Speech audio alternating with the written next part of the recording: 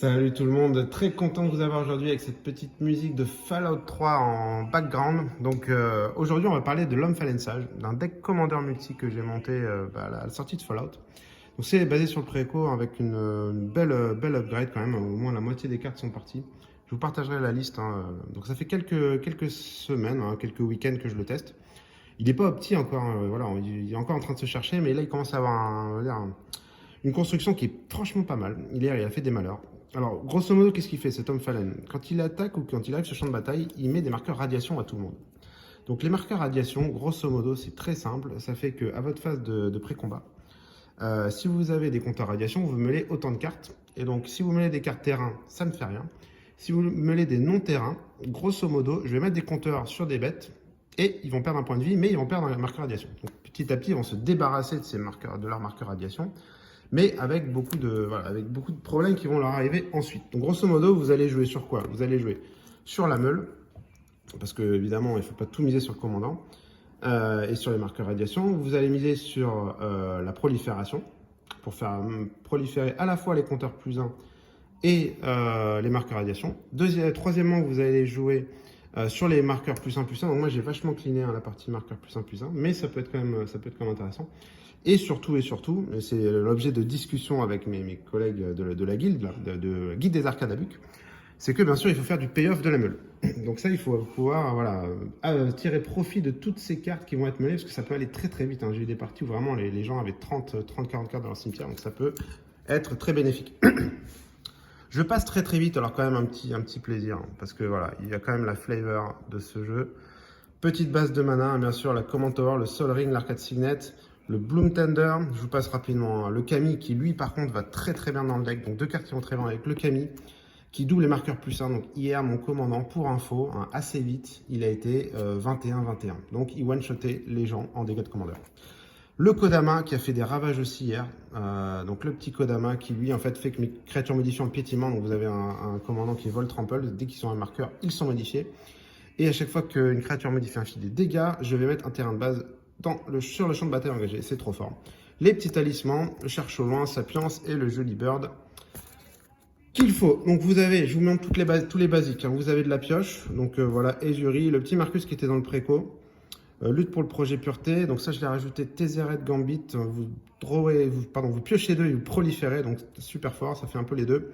Lavraska, Heuristic et One Ring, si vous avez des adversaires très forts en face, parfois il faut aussi faire un petit peu attention. Donc après il y a les cartes classiques, hein. Je vais aller très vite, hein, en Golgari et en Dimir, hein, voilà, donc le précepteur, le trophée.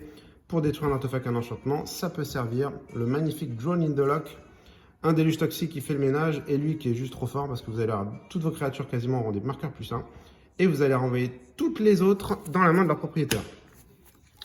Je passe parce que, alors, bien sûr, votre commandant, en fait, dès qu'il arrive en jeu, c'est le problème de ce commandant, c'est qu'il fait parler de lui à chaque tour. Chaque tour, chaque adversaire, ils ont des marqueurs radiation, ils meulent. Donc en fait, vous ne vous faites jamais oublier donc ce qui est compliqué, il faut protéger son commandant.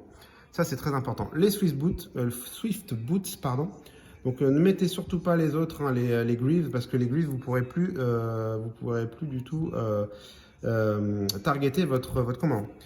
Les ondulations de potentiel, donc ça c'est trop fort, vous avez passé tout hors phase, tout ce qui aura proliféré, tout ce qui n'aura pas proliféré, tout ce qui aura proliféré, vous l'allez mettre hors phase, donc vous allez protéger toutes vos créatures d'un whiteboard par exemple.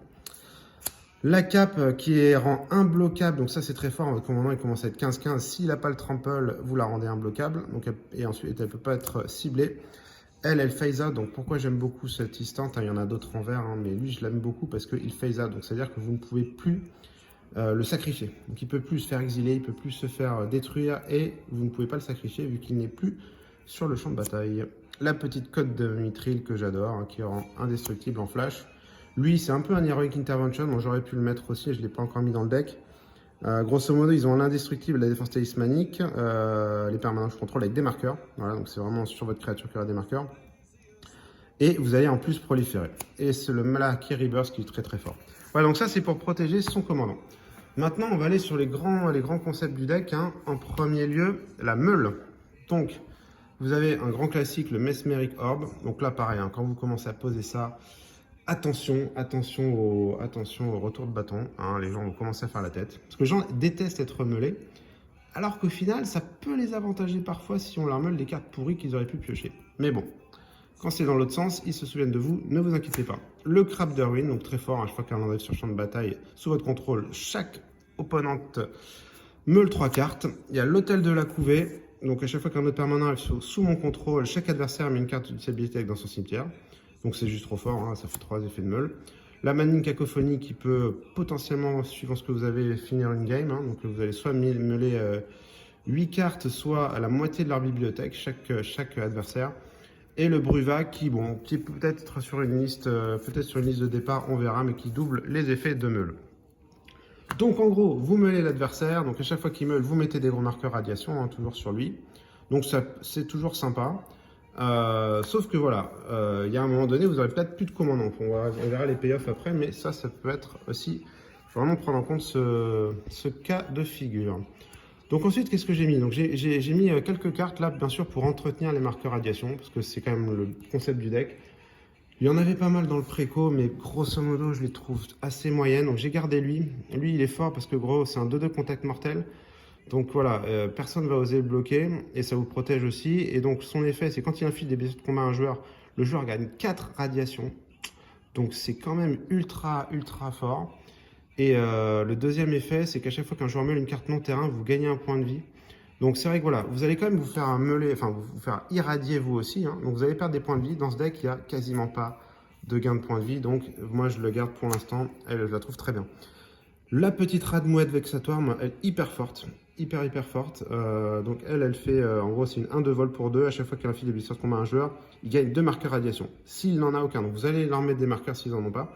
Et après sinon vous le proliférez. Donc c'est vraiment très cool. Ça vous permet de relancer de la radiation et de la prolifération ensuite. Ensuite, un peu d'agressivité hein, quand même. On est quand même dans un deck bleu, noir, vert. Donc voilà, chaque créature gagne 2 fois -X jusqu'à la fin du tour. Donc juste monstrueux. Et chaque joueur gagne X marqueurs radiation. Franchement, cette carte, c'est un banger dans ce deck. C'est vraiment génial. Et la Goule Sauvage, donc elle, en fait, c'est une 2-2 menace. À chaque fois qu'une autre créature que je contrôle meurt, je mets un marqueur +1. Donc grosso modo, elle peut quand même assez vite monter hein, dans ce deck. Elle peut devenir très grosse. Et quand elle explose, chaque adversaire, donc vraiment cool quand elle meurt, chaque adversaire gagne autant de marqueurs radiation que sa force. Donc grosso modo, elle peut être 4-4, 5-5, chaque adversaire va prendre 5 marqueurs radiation. Et là, je peux vous dire, votre commandant, il va monter très vite. Hein. Donc c'est ce qui est un peu arrivé hier. Hier, j'ai fait Orage radioactif. Quel déluge. Hein. Donc quand vous lancez sort, copiez-le pour chaque sort lancé avant celui-ci, ce tour-ci. Donc ça peut faire en éphémère dans le tour de l'adversaire. Et donc vous allez proliférer en plus et le copier autant de fois. Donc vous pouvez le faire peut-être 3-4 fois. Et donc là, ils vont prendre 3-4 marqueurs radiation, ce qui est assez violent. J'ai rajouté alors le petit Colipervier, hein, qui permet, voilà, très connu hein, de tous Phyrexian, qui permet de proliférer chaque fois qu'il inflige des blessures à un joueur. Donc c'est un petit 1 à vol, il va être compliqué à bloquer et franchement, vous allez proliférer assez vite. Et pour rappel, un proliférer, vous allez augmenter tous les marqueurs que vous voulez, hein, donc à la fois les radiations et vos +1/+1. Et vous avez le petit Sage de l'évolution, donc très joué aussi. À chaque fois qu'un terrain sur le champ de bataille sous votre contrôle, vous proliférez. Donc ça c'est cool, hein, avec des petits landes à craquer, etc. qui vont en faire l'effet plusieurs fois, ça va être très sympa. Donc voilà, vous commencez à comprendre le principe un peu de ce deck. Et donc j'ai gardé une petite dernière série pour le payoff de la meule.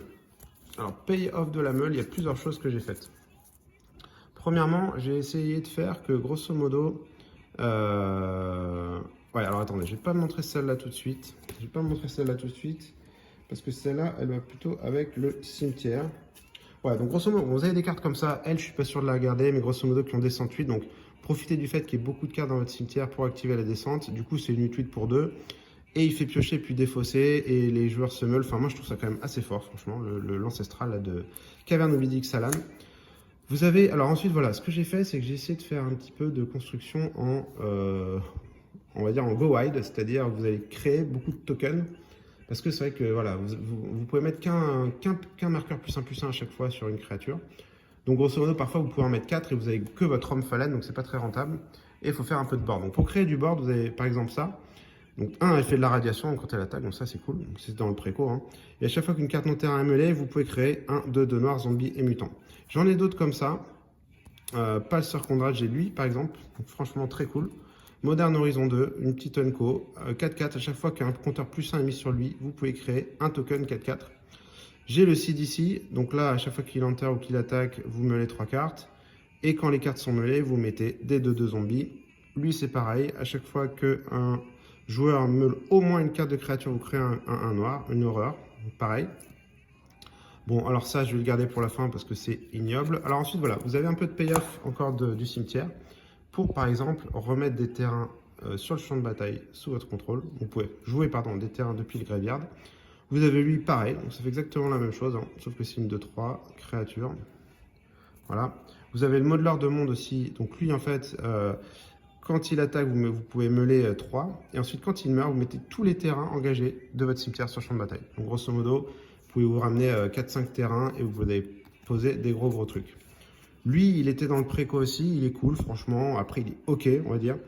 Quand il arrive, un joueur ciblé gagne 2 marqueurs. Donc, un peu dommage que ce soit pas tous les joueurs.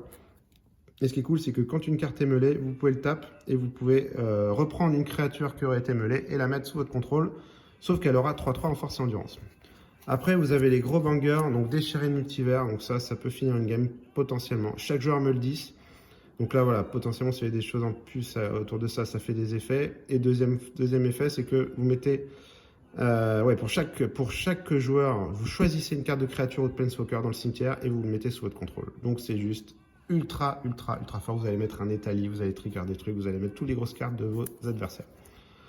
Pareil, hein, vous avez donc Muldrota qui est très connu. Hein, pendant chacun de vos tours, vous pouvez lancer un terrain et lancer un sort permanent de chaque type de permanent depuis votre cimetière. Vous utilisez votre cimetière. Après, bien sûr, j'ai de la réanimation. Alors là, j'en ai mis 3. Donc regardez, vous avez le petit Reanimate. Lui, il y a un petit côté sentimental parce que regardez, c'est quand j'étais petit, quand j'étais jeune, hein, on avait des petites cartes bord blanc et on aimait bien les peintureler un peu pour les rendre bord noir. Hein, c'est bien fait, hein. En fait, c'est une bord blanc. Mais voilà, une petite animation des morts et la petite Nécromancie Vision qui est aussi très forte. Après, dans les gros sorts, un peu finisher, le Rise of the Dark Realm pour 9. Donc vous mettez toutes les créatures cards de tous les cimetières sous votre contrôle sur le champ de bataille. Bon, rien à dire de plus. Alors lui, ultra fort. Donc lui, bon, grosso modo, c'est à la limite un peu de l'acceptable, hein, on va dire, en commandeur, à moins que vous soyez un limite compétitif, mais ouais, c'est quand même ultra fort. Grosso modo, à chaque fois qu'une carte est mise au cimetière, vous allez gagner 2, l'adversaire va perdre 2. Donc voilà, un adversaire meule 4 et il perd 8, il faut gagner 8. Bon, il y a un petit temps pour que ça marche. Il faut qu'elle ait 3 marqueurs quête et pour mettre un marqueur quête, il faut qu'un adversaire ait perdu au moins 2 points de vie. Ça va très vite. Bon, de toute façon, vous posez ça, vous dites-vous qu'il va être très vite enlevé et s'il n'est pas enlevé, vous avez de grandes chances de gagner la partie. Écoutez, j'espère que vous avez aimé ce petit deck tech. J'essaie de faire assez rapide, mais j'ai bien envie d'échanger avec vous parce que je suis encore en train de me chercher hein, sur ce petit commandeur que je trouve très sympa. Il y a beaucoup de possibilités. Alors, effectivement, il inquiète un peu les gens et vous pouvez vous faire un peu focus. Mais comme vous avez vu, hein, j'ai quand même mis beaucoup de cartes pour le protéger. Et ça a bien marché, notamment hier. Hein, j'ai fait le ondulation potentielle.